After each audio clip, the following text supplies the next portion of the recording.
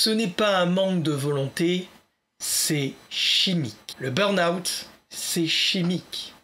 La dépression, c'est une neuroinflammation.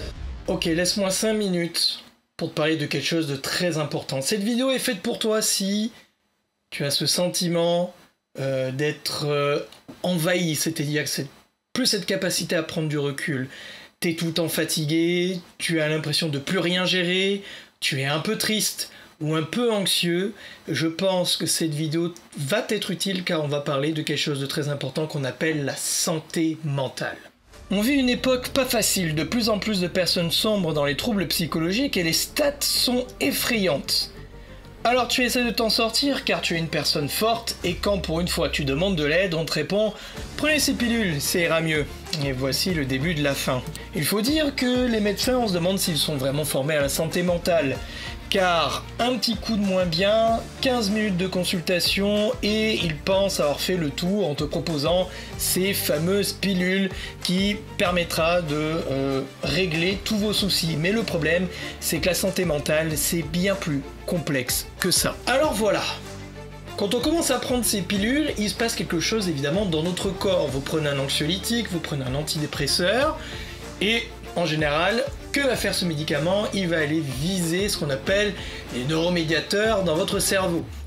Tout ce qui est dopamine, recapture à la dopamine, à la noradrénaline, notamment dans les burn-out, recapture de la sérotonine lorsque nous sommes en dépression, ou bien anxiolytique pour refaire du GABA dans notre cerveau quand nous souffrons d'anxiété généralisée et de manière trop envahissante. Sauf que voilà, ces petites béquilles chimiques, elles sont intéressantes quand la situation est grave, mais elles ne vous font pas aller de l'avant. Car la santé mentale, ce n'est pas que de prendre des pilules pour aller mieux, c'est quelque chose qui est bien plus grand que ça. Sauf que voilà, la santé mentale, ça se prend d'abord par un être humain dans son entièreté. Ce n'est pas qu'une question de problématiques de neuromédiateurs, c'est plus que ça. Et la santé mentale, il vaut mieux largement prévenir que guérir. La prévention, eh ben pas en France. Pourquoi? Parce que la prévention, eh bien ça coûte cher et ça ne rapporte pas grand chose. Et oui, Big Pharma n'est pas très fan de la prévention.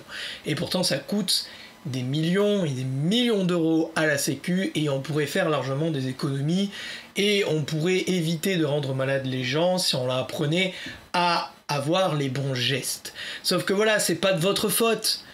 La vie aujourd'hui est difficile, difficultés financières, difficultés sociales, l'hyper-comparaison avec les réseaux sociaux, au travail on vous demande beaucoup plus, il faut être le parent parfait.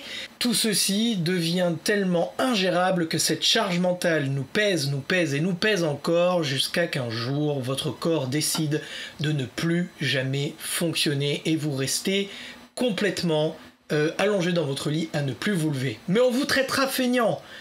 Mais c'est bien plus complexe que ça. Car le burn-out, la dépression, ce n'est pas un manque de volonté, c'est chimique. Le burn-out, c'est chimique. La dépression, c'est une neuroinflammation. C'est-à-dire que vous êtes malade et comme dans chaque maladie, il faut évidemment un protocole de soins, sauf que vous remarquerez que quand il s'agit de la santé mentale, on ne parle pas du tout de cela. Et dans la formation, dans ce que j'ai à vous proposer aujourd'hui, c'est de prendre justement ce problème d'une manière complètement différente. Et en premier lieu, c'est de vous parler de prévention, parce que peut-être que vous regardez cette vidéo alors qu'il n'est pas trop tard. Et s'il n'est pas trop tard, j'ai envie de vous dire que justement c'est en prévenant qu'on arrivera à mieux s'en sortir. En philosophie, on dit que le burn-out est la mort de l'idéal. Vous avez projeté quelque chose d'incroyable et vous n'y êtes jamais arrivé, ou la réalité n'est pas celle que vous pensiez. Et évidemment, le burn-out, c'est aussi un déficit de la dopamine, de la noradrénaline et de l'épuisement des glandes surrénales. Et ça, c'est une maladie.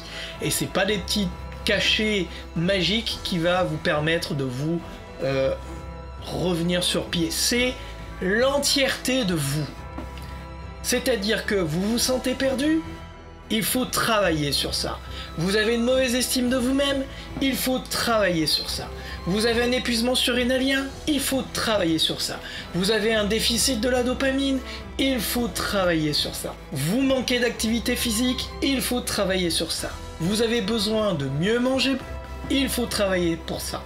Parce que c'est le tout qui va faire que votre corps va remarcher. Dans une précédente vidéo, je vous ai parlé du triangle neurobiochimique. Je vous mets le lien dans cette vidéo, elle est totalement gratuite et vous pouvez le voir. Et dans cette formation, nous allons justement creuser ce point, car ce point qui a été souligné par Arash Zaringpour est un point essentiel dans la santé mentale. Ce n'est pas que dans votre tête, ce n'est pas que du stress. Si vous êtes dans cet état, c'est qu'il y a une raison. Votre famille, parce que vous êtes perdu dans la vie, votre crise de la quarantaine, de la cinquantaine, de la trentaine, de ce que vous voulez. Donc une crise identitaire, un manque de sens dans votre vie, un patron qui est complètement ingérable, vous avez du mal par exemple à gérer votre entreprise, vos enfants c'est trop difficile, il n'y a personne pour vous aider, vous n'êtes pas dans cette étape par hasard.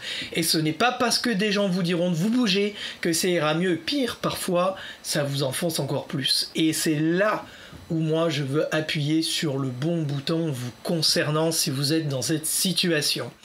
Cette formation est faite pour vous, car nous allons décrypter vos pensées, nous allons aussi travailler sur le neuromusculaire, car votre posture influence vos hormones, et aussi nous allons travailler sur le neurobiochimique, car se nourrir, la nutrition, ce n'est pas que manger des aliments, mais c'est aussi à l'intérieur de ces aliments, vous avez des macronutriments et des micronutriments. C'est pour ça qu'on appelle ça la micronutrition.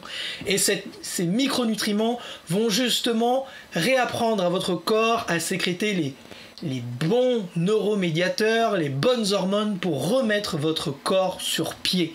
Et c'est ça la clé de la santé mentale. C'est pas de prendre un petit cachet et de mettre un pansement sur une jambe de bois. Même si, attention, je ne suis pas un anti-médecine conventionnelle. Ceci doit se faire en complément de la médecine.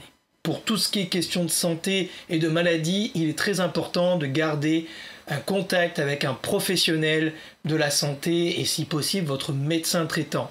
Mais l'objectif est de vous permettre, d'un point de vue sociologique, historique, biologique, nutrition, personnalité, tout ceci doit être vu dans un ensemble pour ouvrir votre esprit à ce qui est la santé mentale. La santé mentale, c'est plus que de donner des cachets pour aller mieux. C'est prendre l'humain dans son entièreté. Dans mes coachings, je passe pas 20 minutes à vous écouter et à vous dire prenez ça. C'est toute une séance d'1h30, 2 heures, car pour connaître une personne, il faut comprendre son passé. Tout comme on comprend le monde d'aujourd'hui quand on comprend l'histoire de ce monde. Quelle est votre histoire? Ce que je vous propose à partir de maintenant, c'est regarder certaines de mes vidéos qui traitent du sujet, mais aussi d'aller sur mon site Deviens une machine via le lien dans la description et d'essayer cette méthode qui est pas le psychologue, qui n'est pas le médecin, c'est totalement autre chose, elle est beaucoup plus générale, je vous donne toutes les pistes de réflexion et toutes les méthodes que j'ai moi-même faites sur moi pour aller de l'avant et aller mieux. Car c'est une maladie qui met plus de 18 mois pour aller mieux avec des facteurs de risque de rechute et vous ne pouvez pas vous permettre de laisser cette partie de vous au hasard à des gens qui pensent que tout est dans votre tête.